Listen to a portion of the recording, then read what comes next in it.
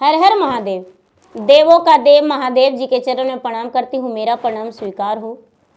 माता गौरी पार्वती के चरण में प्रणाम करती हूँ, मेरा प्रणाम स्वीकार हो। गणपति ललनमा के चरण में प्रणाम करती हूँ, मेरा प्रणाम स्वीकार हो। सब गुरु भाई बहना के चरण में प्रणाम करती हूँ, मेरा प्रणाम स्वीकार हो। गुरु भाई बहना, मैं एक कथा सुनाने जा रही हूँ। इस कथा को पूरा सुनिए और रहस्य जानिए। आदि नहीं आदि सुनने में शिव गुरु का अपमान होती है, पूरा सुनने में ज्ञान होती है। इसलिए कथा को पूरा सुनिए और रहस्य जानिए। हर हर महादेव, घर घर महादेव। गुरु भाई बहना, बहुत समय पहले की बात है। एक राज में एक राजा रहा करते थे और एक रानी। रानी जो थी भगवान के सच्चे भक्त थी, अनन्य भक्त थी। भगवान के शरण में प्रतिदिन जाया करती थी, मंदिर जाकर पूजा पाठ किया करती थी। धीरे धीरे समय बीतता गया। राजा साहब के घर में कोई संतान जन्म नहीं लिया। राजा रानी दोनों बड़े उदास रहने लगे।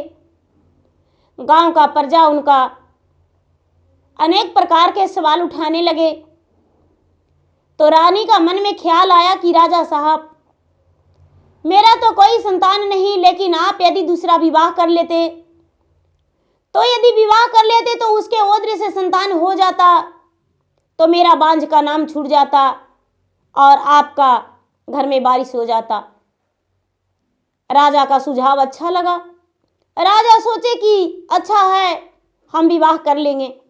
राजा विवाह कर लिए, लेकिन राजा को दूसरा विवाह होने के बाद भी कोई संतान नहीं हुआ। तीसरा विवाह भी राजा कर लिए, लेकिन कोई संतान नहीं हुआ। चौथा विवाह भी कर लिए, पांचवा विवाह भी कर लिए। जब पांचवा विवाह कर लिए तो राजा साहब की जो छोटी रानी थी वो आई, तो भी सच्चे शिष्या थी, भगवान के भक्त थी। हृदय से भगवान के नमन करती थी, पूजा पाठ किया करती थी, चर्चा में जाती थी। जो छोटी रानी थी बड़ी गरीब घराने से थी। धीरे धीरे समय बीतता गया। छोटी रानी का ओद्र से एक सुंदर सा बालक जन्म लिया। जब सुंदर सा बालक जन्म लिया तो पूरे राजमहल में खुशियां आ गया। चारों तरफ बधाइयां बजने लगा। सभी लोग बड़े खुश हो गए। धीरे धीरे समय बीतने लगा। वो बच्चा राजा के राज दरबार में पलने बढ़ने लगा, उसी आंगन में खेलने कूदने लगा। जब छोटी रानी अपने बच्चे को लेप कर बैठती और चार रानी का काम करना पड़ता, तो चार रानी यही मन में कहती कि हे भगवान, जब से आई है हमें नौकरानी बनाकर रखी है और मेरे राजा का भी अपने बस में कर ली। बड़ी रानी सिसक सिसक रोती। दूसरी रानी जो थी वो भी कम नहीं, वो तो और ज्यादा रोती। तीसरी रानी और ज्यादा रोती। चौथी रानी को तो कहना ही नहीं। उसे तो लगता कि कब छोटी रानी और छोटी रानी का बच्चा का मार दे। जब राजा आते थे तो अपने बच्चे को लेकर गोद में उलझ जाते थे, उसी में भूल जाते थे, घुल मिल जाते थे। चार रानी में किसी से भी उतना बात नहीं कर पाते थे। धीरे धीरे समय बीत रहा था। अब एक दिन लगा कि हे भगवान, राजा को मैं क्या कहूं जो राजा मेरे पास आए और राजा छोटी रानी के पास नहीं जाए। राजा को बड़ी रानी बोली, राजा साहब, पता नहीं आपका नजरिया किस ओर चला गया है, मेरे ओर तो ताकते भी नहीं है।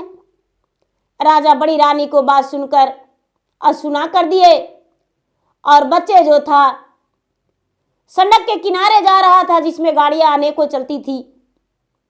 बच्चे को दौड़ के पकड़ के गोद में उठा लिए और कहने लगे, अरे ये बच्चा नादान है। हे भगवान, यदि बच्चे को कुछ हो जाएगा तो मुझे जीना मुश्किल हो जाएगा।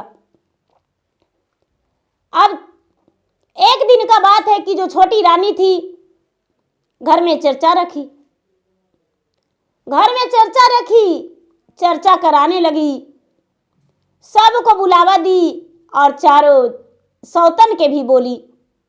चारों सौतन बोली, अरे यदि हम चर्चा में बैठेंगे तो तुम्हारा बच्चा के कौन देखेगा?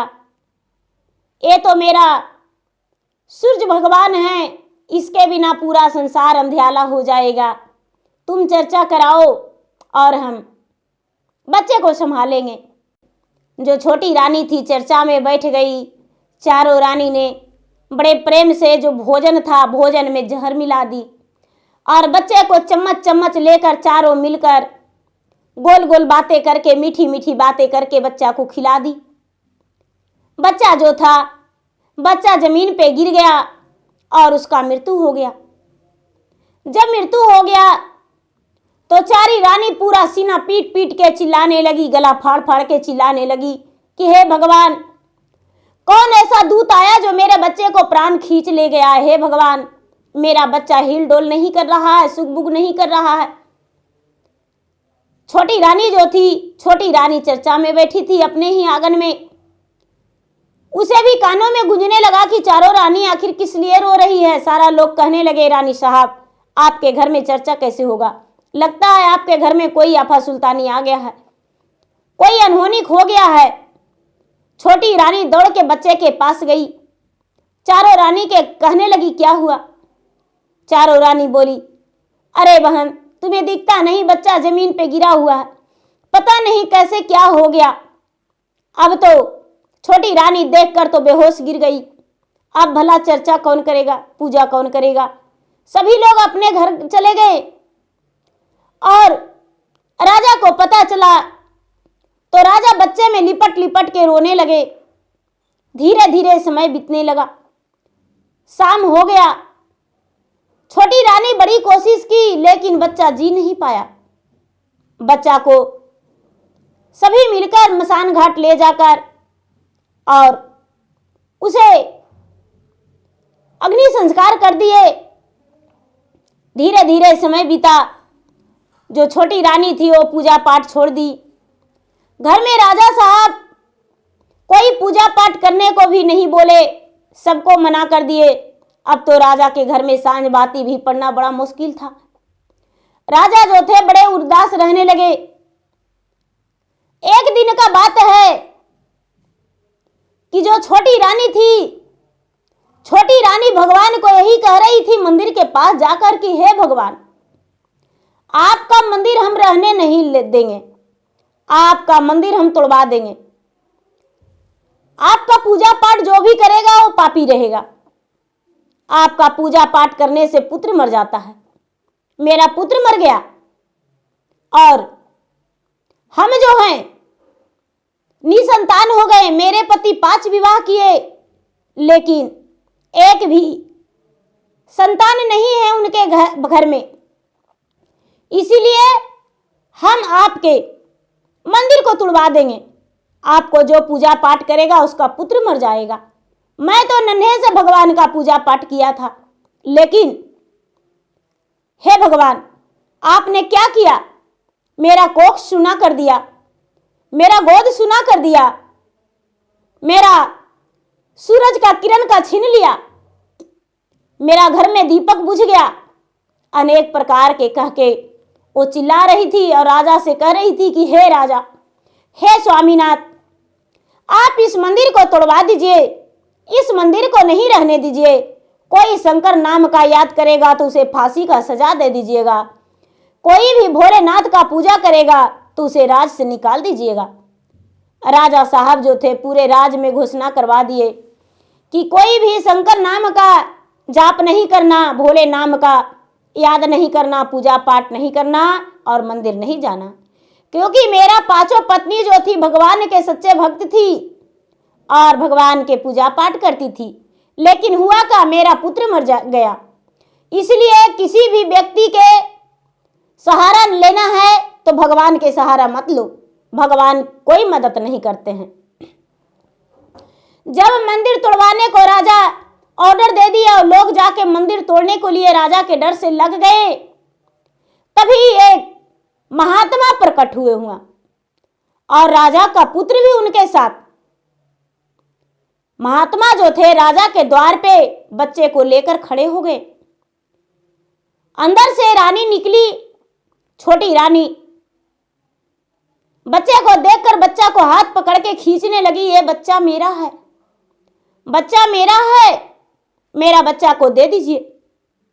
महात्मा कहने लगे कि नहीं, ये बच्चा तुम्हारा कैसे हो सकता है? ये मेरा शिष्य है, ये मेरा भक्त है। नहीं महाराज, दूसरी रानी आ पड़ी। जब वहां पर दूसरी रानी आई तो वो भी खींचने लगी कि यह बच्चा मेरा है। तीसरी रानी भी आई तो वो भी खींचने लगी। चौथी, पांचवी, सब रानी जुट गई। जब सब रानी जुट गई तो पांचों मिलकर कहने लगी, गांव मोहल्ले का लोग भी वहां इकट्ठे हो गए। जब इकट्ठे हो गए तो जोर जोर से छोटी रानी चिल्लाने लगी, रोने लगी, हे महाराज, आप कौन हैं जो मेरे बच्चे को साथ लेकर आए हैं? मेरा बच्चा मुझे वापस दे दीजिए। बच्चा कह रहा है, नहीं, मैं आपको नहीं जानता हूं। राजा आए तो वो भी कहने लगे कि यह बच्चा मेरा है, पर बच्चा जाने को तैयार नहीं। राजा साहब एक तेगा लेकर महात्मा को गर्दन काटने को तैयार हो गए और कहने लगे कि मेरे बच्चे को तूने जादू टोना कर दिया है। आखिर तूने ऐसा क्यों किया जो मेरे बच्चा मेरे पास आने को तैयार नहीं? महात्मा कहते हैं कि हे राजन, यदि आपका बच्चा है तो आप अपने घर ले जाइए, मुझे प्राण मत लीजिए, क्योंकि मुझे मारने से आपको क्या मिलेगा। ले जाइए इस बच्चे को, ये बच्चा जाने का तैयार है तो। लेकिन बच्चा जाने का तैयार नहीं था। जब राजा बहुत जिद करने लगे, गांव वाले पूरा जुट गए, सब इकट्ठा हो गए, तो बच्चा कहता है कि सुनिए, ये सच था कि मैं आपको बच्चा था, लेकिन मेरा बात पहले सुन लीजिए। सब लोग कहने लगे कि ठीक है, सुनाइए। असीरे बरिस बाके हमरो उमरिया जी, थर थर कापेला शरीर जी। सात रतियार बीतल, असत दिन बीतल जी, नहीं मोरा मिलल अन्न पानी जी। भूख के मारे हम गेलिए नाडे ओढ़िया जी, रानी रानी कही के पुकारली।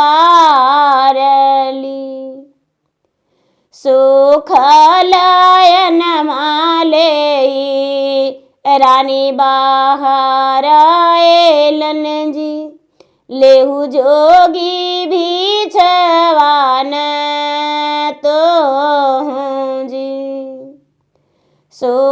सुखलयन मा देखी हम मुरा झेली जी, भूखल तरसे परान जी। वो जो बच्चा है वो कह रहा है कि देखिए, मेरा बात सुनिए, मेरा उम्र जो था 80 वर्ष का था। हम एक संत थे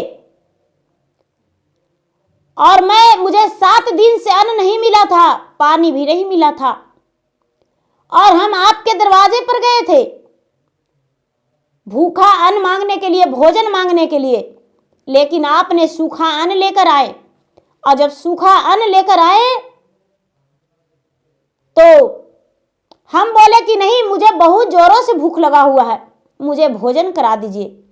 तो आपने क्या किए, एक रोटी बासी लाकर दे दिए, जो पता नहीं आपके घर में कै दिन से पड़ा था। कै दिन से पड़ा था वो मुझे नहीं पता, लेकिन बिना नमक के आप एक रोटी मुझे लाकर दे दिए। उसमें चींटी लगा हुआ था जो कि मुझे दिखा नहीं, क्योंकि आंखों में रोशनी मेरा कम था, मैं अंधा था। 80 बरस उमरिया हो चुका था और मुझे दिखा नहीं, और आपने बासी रोटी लाकर दे दिया। और मैं थोड़ा सा रोटी को ठकठकाया, रोटी सूखा था, ढंढन था, और मैं उस रोटी को तोड़ तोड़ कर भोजन कर लिया। लेकिन उसमें हुआ क्या, 5 चींटी था। 5 चींटी था तो एक चींटी मैं रोटी को नीचे ठोका तो एक चींटी गिर गया, लेकिन 4 चींटी हम अपने दांत से चबाकर खा गए। दांत से चबाकर खा गए, वो मुझे पता भी नहीं चला। वो चिट्टी कहता है कि हे महात्मा, अपने आप को सन्यासी कहलाता था और तूने मेरा प्राणों को हत्या कर दिया, जो जीते जी मुझे चबाकर खा गया। एक दिन तुम्हें इस चीज के लिए तुमसे अवश्य बदला लेंगे। बदला तो ऐसा लेंगे कि छटपट होकर तेरा प्राण चला जाएगा। और ये चिट्टी को बात सुनकर और मैं बेहवासी गिर गया। मुझे चिंता हो गया कि हे भगवान, अब मैं क्या करूं। ऐसे हो गया, मैं अनजाने में तो उसका जीवन ले लिया, मैं भोजन कर लिया, अब क्या करूं। और 5 चिट्टी को मैं भोजन कर लिया तो पेट में चला गया। टेंशन के मारे मेरा मृत्यु हो गया। और जब चिंता के मारे मेरा मृत्यु हो गया, आपका भी मृत्यु हुआ। समय आने पर धीरे धीरे आप भी जन्म लिए और आप फिर से राजघराने में जन्म लिए। और हम जो है, हम भी आपके औद्र से पुत्र बन के जन्म लिए। और जब पुत्र बन के जन्म लिए तो हुआ क्या कि आपकी जो सबत है चारों, आप जब चर्चा करवा रहे थे तो ही सबत मेरा हथियारी बन गई। जो जिस चींटी मैं वो छोटा चींटी था, रोटी में था, लेकिन उस चिट्टी को मैंने भोजन कर लिया और वही चिट्टी मेरा दुश्मन बन गया, जो कि मेरा मां बन के, सौतेली मां बन के इस पृथ्वी पर आ गई। और जब पृथ्वी पर आई तो मुझे जहर देकर अपने ही हाथों प्यार से चम्मच से खिला के और मेरा प्राण खींच ली। और जब मेरा प्राण खींच ली तो हम मर गए। तो अब हम आपको पुत्र कैसे रहे? बस एक रोटी का कर्ज अदा करने के लिए आपके औद्र में जन्म लिए, जो कि आपके पुत्र बन के आपके पास 7 साल हम रहे जीवित। और अपना बदला लेने के लिए ये मेरा सौतेली मां बन गई और मेरा सौतेली मां बन के और मुझे जहर खिला के प्राण ले ली। तो बताइए, क्या आपका हम पुत्र रहे? नहीं। हम अब जा रहे हैं भोलेनाथ के पास। अब हम आपके पास नहीं रहेंगे। नहीं आप मेरा पुत्र, मेरे पिता हैं, नहीं माता हैं, और नहीं हम आपके पुत्र हैं। हम जा रहे हैं। जनमांजलि लिए माता अतोहरो नाओ द्राजी, गोदिया ना भरल तो हारजी। रोटी के कर जा माता हमहू चुकावली जी। अब नाही रहबे तोहरे पास जी। तोड़ियो ने देहु माता हमारी आसरवा जी। एहू हई माया के बाजार जी। नाही के करो बेटवाही नाही महातरिया मोर। हमहु ना जाहि शिवलोक जी। गुरु भाई बहना, जो बच्चा था, बच्चा अपने माता के हाथ छुड़ाकर और जो महात्मा थे, महात्मा के हाथ धर लिया और महात्मा के साथ चल गया। जब चल गया, शिवलोक चला गया, शिव जी के पास। शिव जी जो थे महादेव भोलेनाथ, माता पार्वती अपने पत्नी अर्धांगिनी के साथ बैठे हुए थे। बच्चा तो किसी का ओद्र न किसी का ओद्र से फिर से वो गर्भ में धारण हो गया, किसी का ओद्र में। माता पार्वती कहते हैं कि हे महादेव जी, आप बड़े कठोर हैं, आप इतना कठोर हैं जिसमें कहना नहीं। बताइए कि राजा को जब नहीं देना था पुत्र तो नहीं देते, लेकिन ऐसा कहने से उसको संतोष हो जाएगा। देखिए रानी और कितना चिल्ला रही है, कितना रो रही है, पूरा नगर का लोग उसको ताना दे रहा है। आप मां बनने का उसको सौभाग्य दीजिए जिसमें रानी फिर से मां बन सके। भगवान संकोच में पड़ गए।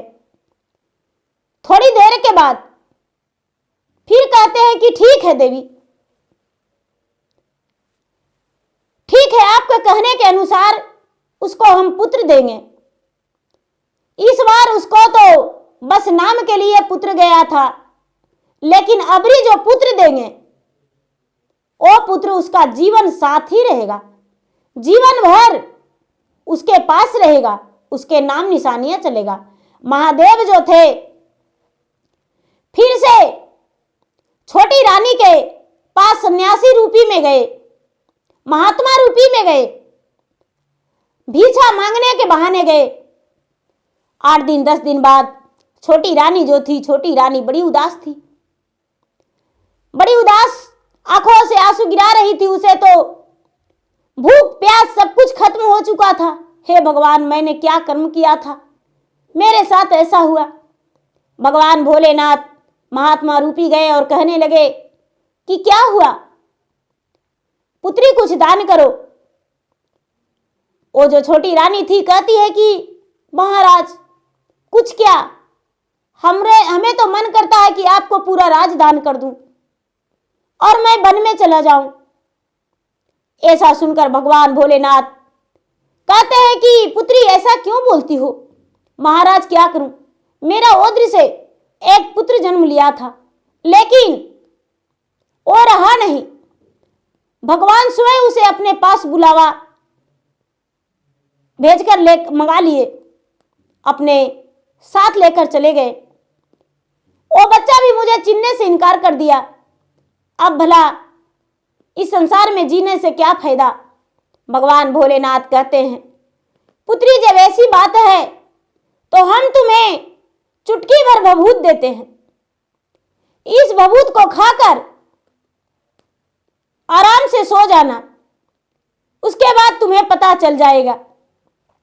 जब तक 4 रानी और पीछे से आ गई। वो भी कहती है महाराज राजा के 5 रानी हैं, क्या एक रानी का सौभाग्य होगा और बाकी 4 रानी का नहीं। राजा साहब बस एक ही रानी को क्या ब्याहता बनाकर लाए हैं। 4 रानी जो थी, 4 रानी को भी चुटकी चुटकी भर भभूत दिए भगवान भोलेनाथ और भभूत देकर बोले कि ठीक है इसे खा लेना। भगवान भोलेनाथ देकर अदृश्य हो गए। 5 रानी वहां भौचक्के रह गई। रात होते ही 5 रानी चुटकी भर भभूत खाकर सो गई। एक एक दिन राजा सभी के पास जाते थे, सभी से बात करते थे। धीरे धीरे पता चला कि 5 रानी गर्भ से है, 5 रानी मां बनने वाली है। राजा साहब का खुशियां दुगना हो गया। राजा साहब मनी मन कहने लगे हे भगवान, वो बच्चा तो बोल कर गया था कि इस कारण आपको ऐसा हुआ, अबरी 5 रानी गर्भवती है, क्या 5 बच्चे मेरे उसी तरह हो जाएंगे। राजा सपने में सोए हुए थे। राजा सपने में सोए हुए थे, सपने में देख रहे हैं, भगवान भोलेनाथ कह रहे हैं कि हे राजा, जो तूने गलत किया, तुम्हारा रानी के हाथों गलत हुआ, करने का सजा तुम्हें भुगतना पड़ा और तूने भुगत लिया। लेकिन इस बार जो बच्चा जन्म लेगा, चाहे पुत्र हो या पुत्री, तुम्हारा खानदान का वारिस होगा, तुम्हारे घर का रोशनी होगा, तुम्हारे जिंदगी में सबसे बड़ा खुशियां रहेगा। राजा का आंखें खुला, राजा बड़े प्रसन्न हो गए। जब सुबह हुआ तो अपने रानी से बात बताए। पांचों रानी खुशी के मारे फूली नहीं समा रही थी। धीरे धीरे समय हुआ, 9वां महीना के बाद पांचों रानी के धीरे धीरे जैसे जैसे समय हुआ, किसी को पुत्र और किसी को पुत्री। राजा के घर में बच्चों का किलकारियां गूंजने लगा, खुशियां ही खुशियां हो गया। अब पांचों रानी मां बन गई। गांव वाले भी बांझ का नाम किसी रानी को भी नहीं दिए, सबको बांझन का नाम छूट गया और पांचों रानी राजा की मां बन गई। राजा के एक राजा और 5 रानी, संतान भी राजा के घर में हो गया। तो दीदी, भक्ति ही सबसे बड़ा कर्म है, कर्म ही पूजा है। जैसे आप कर्म करेंगे वैसा फल पाएंगे। देखिए दीदी, राजा का निसंतान लिखा हुआ था, लेकिन रानी का अच्छा कर्म बनाने के कारण भगवान को भी झुकना पड़ गया और राजा के 5 रानी को भी मां बना दिए, क्योंकि जिसे उम्मीद नहीं था, जिसका उम्र 50 वर्ष हो गया था, वो भी मां बन गई। ये भगवान का महिमा अपरंपार है। तो देखिए दीदी, लोग कहते हैं पूजा पाठ करने से क्या होगा, ये सब भ्रम है। नहीं, ऐसी बात नहीं है, भ्रम नहीं। सच्चे मन से, हृदय से कोई भी भगवान को जो मानते हैं, भगवान उसे हर इच्छा को पूरी करते हैं। निर्धन को धन, निसंतानों को संतान, दुखिया को दुख को हरण करते हैं, भगवान आंगन में खुशियां दे देते हैं। तो देखिए दीदी, मेरा वीडियो अच्छा लगे तो मेरा वीडियो को लाइक करें, शेयर करें। चैनल पर नए हैं तो चैनल का सब्सक्राइब करें, बेल आइकन घंटी को दबाएं, जो कि मेरा वीडियो का नोटिफिकेशन सबसे पहले आपके पास जाए और आप मेरा वीडियो को सुन सके। कमेंट बॉक्स में हर हर महादेव जरूर लिखें। धन्यवाद। हर हर महादेव, घर घर महादेव।